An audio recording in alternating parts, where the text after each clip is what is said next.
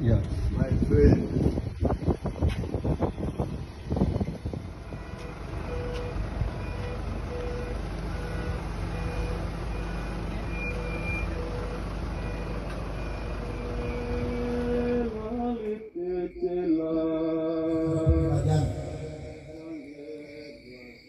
Bukan cuma kita yang di sini yang merasa kehilangan, tapi juga teman-teman imam di paroki, di keuskupan, di provinsi di Zimbabwe benar-benar merasa dari keuskupan yang saya tahu dan yang saya dengar, karena mereka ada 2 orang di Harare, mereka sangat dipercaya oleh uskup untuk tugas pelayanan. Saya mengatakan kepada kita bahwa seluruh informasi berkaitan dengan peristiwa anak adik saudara kita Pater Gusti, setelah Pater Levi menyampaikan kepada Pater Provinsial, lalu banyak sekali HP yang tertutup karena periksa Natal, lalu Pater Levi bel saya, lalu kami aku sudah kiri kanan. Karena itu Pater Levi akan menyampaikan kepada kita, karena Pater Levi juga pernah bermisi di sana, tahu persis bagaimana situasi di sana. Tentu komunikasi kita juga lebih baik Pater Levi mengerti bahasa di sana. Lalu Pater Levi akan menyampaikan kepada kita bagaimana situasi informasi dari sana. Ya, terima kasih paling banyak. Saya juga dan Pater Levi selalu kasih pesan sekian. Kalau mereka di Rupeng minta saya apa yang perlu, informasi di sana akan acara selanjutnya. Karena itu mari kita dengar Pater Levi akan menyampaikan bagaimana informasi dari sana, awalnya, lalu hal-hal yang tadi kami ceritakan kepada saya, kenapa begini, kenapa begitu, informasi kiri kanan yang kita karang-karang itu lain. Mari kita dengar satu informasi dari Pater Levi untuk saudara kita dan juga untuk segala sesuatu yang terjadi di sana dan seluruh pelayanan yang di sana.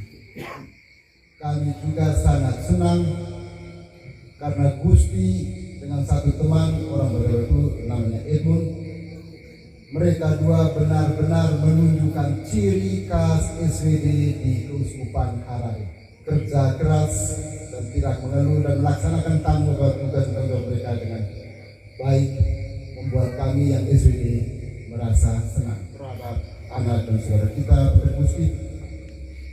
Kemarin siang di Rekas selesai misa, saya mulai SMS WA teman-teman yang di Zimbabwe ucapan selamat Natal atau selamat itu. Begitu saya dapat namanya Pater Gusti dan Pater Edmund Saski, saya scroll saya baru keluar dari situ. Saya duluan teman-teman yang dari Polandia dengan dari Filipina. Begitu saya tiba di rumah, saya langsung buka, teman yang dari Filipina langsung balas, oke selamat pesta Natal. Sekitar 2 atau 3 menit setelah itu dia langsung WA lagi, apakah engkau sudah dengar berita tentang Pater Gusti? Saya langsung kalau pertanyaan model ini cuma di Andreho. Saya langsung telepon, dia bilang Gusti sudah tidak ada, dia jatuh, dia yang sampai ke saat sampai itu. Teman yang lihat saya, dia tinggalnya berjauhan. Gusti di Harare, teman itu di perbatasan dengan Botswana, sekitar 800 km jarak. So dia lihat setelah itu, saya langsung telepon ke sana, telepon teman-teman yang dari Indonesia, sudah sibuk.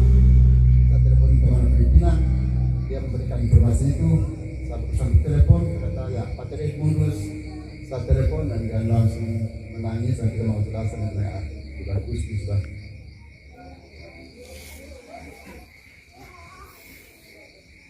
Dia hanya beritahu bahwa Gusti sudah ada. Ya, mungkin malamnya dia sempat WA Pater Edmundus, dia bilang tadi malam dia hanya tahu saya rasa badan panas-panas, hanya itu saja, capek dan badan panas-panas. Hanya itu saja kita saya terus selanjutnya dia tidak mau ngomong lagi, dia hanya menangis. Oke baik begitu, saya tunggu saya informasi selanjutnya. Setelah itu dia bilang, oke kami hanya tunggu mobil dari Harare. Tempatnya Gusti sekitar 54 km dari Harare. Teman yang satu itu sekitar 40-an. Antara Gusti dan Edmundus mereka sekitar 11 atau 15 km perjalanan yang terbagus. Kita bilang kami tunggu mereka dari Harare untuk datang jemput.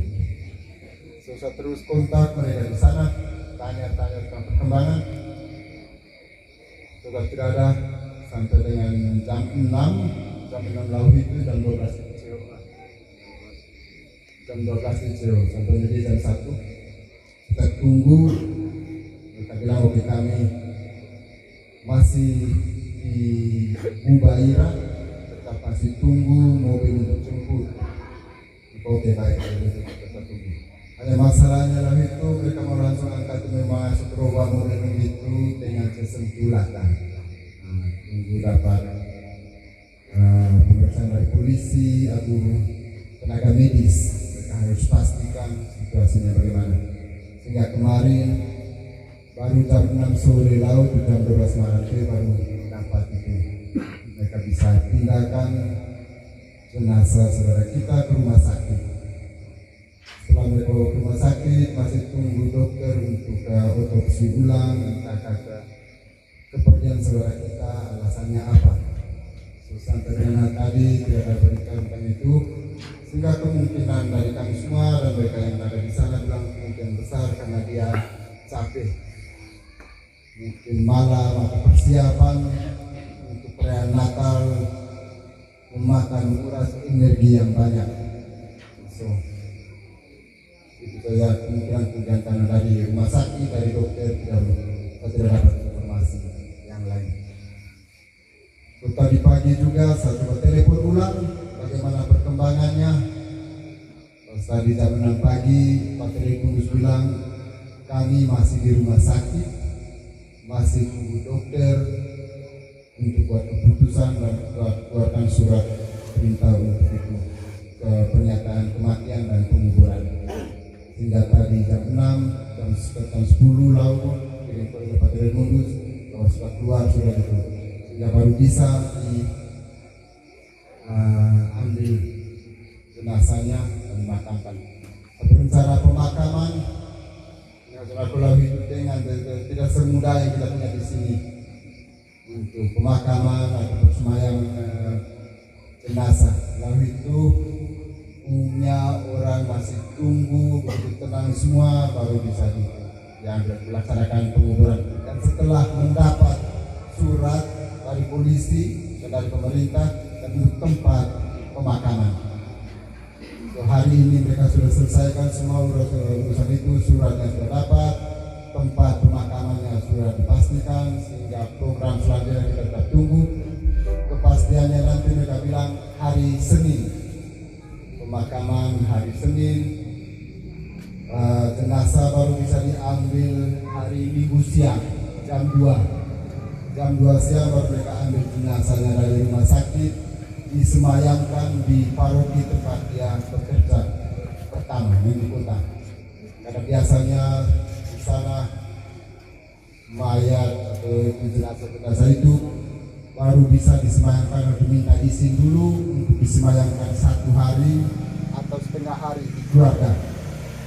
Kalau tidak ada persetujuan dari situ berarti misa tanpa jenazah dan begitu tanpa penguburan baru diambil pendidikan jenazahnya untuk dikuburkan. Tadi mereka sudah bilang bahwa jam 2 hari Minggu jenazahnya bisa diambil, disemayamkan di paroki, baru mereka umat saudara melayani sambung dan misa hari Senin dan